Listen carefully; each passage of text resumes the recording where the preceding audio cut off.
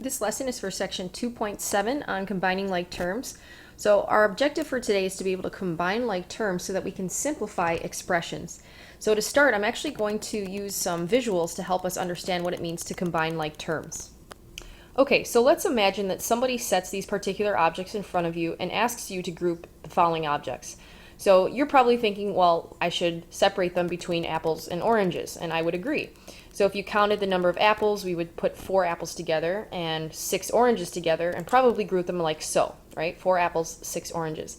Now in math, it's pretty similar. Instead of just using 4 and then the word apples and 6 oranges, we might use a letter, a variable, right, to represent the apples and the oranges. So 4a and 6o would represent 4 apples and 6 oranges. Now it's no different when you see variables with exponents. So let's say that I was asked to group these terms here. Now, just like with the oranges and the apples, I want to separate them so that they're similar to one another. Now, I see 4 black X's, so I would call that 4X. That's what we do in math. When I see 3 red Y's, I would call that 3Y, and then I see X squared. So I see 2 of them, they're both unique, they're blue, 2X squared, and I'm going to write that as 2X squared. Now notice, I didn't count the X's with the X squared, and that's because they don't have the exact same exponent, okay? So when you look for like terms, you need to make sure that they match completely, the exponent and the variable matches. So now if we go back to our note sheet here, let's talk about this vocabulary. So like terms are terms that are going to have the exact same variable and exponents. So in our example here above in the middle, I would say that negative 6x squared and 3x squared, those are like terms. So I'm going to just write here the examples in different colors. So negative 6x squared and 3x squared, they have the exact same variable and exponent, right? And then if we look at negative 2x and positive 5x, these also have the exact same variable and exponent. This time the exponent is just 1. Okay, so oops. So this is x to the first and x to the first here, okay? Now, the negative 3 and the 10, these are also like terms. They're just numbers. They don't have a variable part, so we just call those like terms also. They're just numbers, so we can evaluate those separately. Now, the term coefficient, this is a really important term. You're going to hear us say this a lot in class. The coefficient is the number part of a variable term. So in this particular example that we pulled up, negative 6x squared and 3x squared, negative 6 is the coefficient. So negative 6 is a coefficient, 3 is a coefficient. Okay, it's the number that's in front of the variable. Here, the negative 2 would be a coefficient, and the 5 would be a coefficient. Okay, so the number negative 3 and 10, they don't have a variable afterwards, so we don't call them coefficients. What we call those are constant terms. So a constant term is only a number. It has no variable. So in our example, the constant terms would be negative 3 and 10. Okay, now that we have our vocabulary out of the way, I think we're ready to do a couple examples. So we're going to combine like terms here in number 1. So again, when we combine like terms, that means that we're going to take the terms with the exact same variable and exponent. Now in this case, I like to move left to right, and I also like to start with a variable part first. So I'm going to start with this negative 2y, and I'm just going to box this because I want to combine that with another like term. Now notice that I'm boxing not just the number, but the sign in front, okay? That's really important because you want to make sure you carry that sign when you go to put that in your calculator.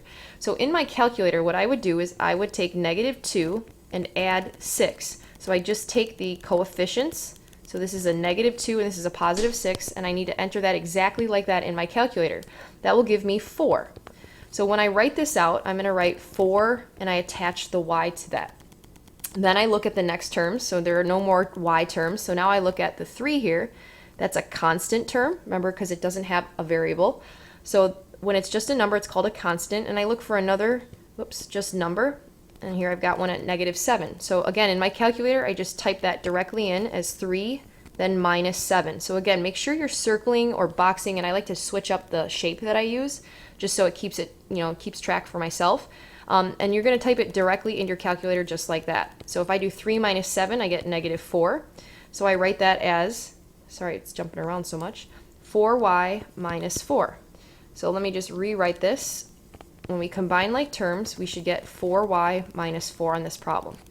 Now, I can't combine 4y and 4 any further. I have to leave this because these are not like terms. So these are not like terms.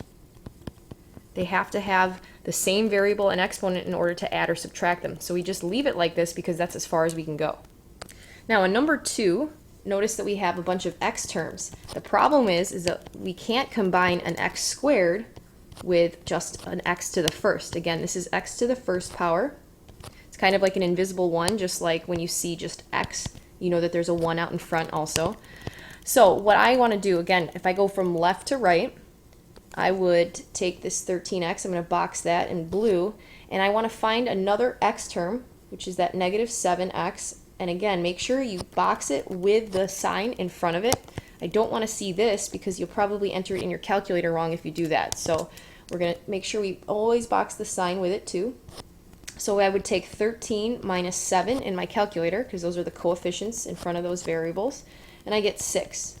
Okay, so I rewrite that as 6x.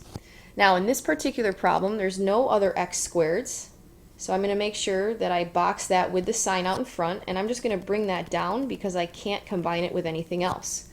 Now before I finish this problem off, I want to make sure that I always write my powers in descending order, meaning I look at the exponent and I write the highest exponent first. So because this has a 2 here and this just has a 1, I'm going to write the 3x squared term first.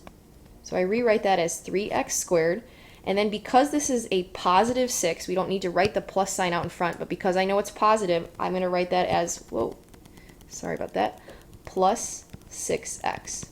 Okay, so this is how I want to rewrite this. This is called standard form when you have the highest exponent coming first. So it goes down in order from 2 and then down to 1 here. Okay, all right, that's the end of the lesson. Nice job. See you tomorrow.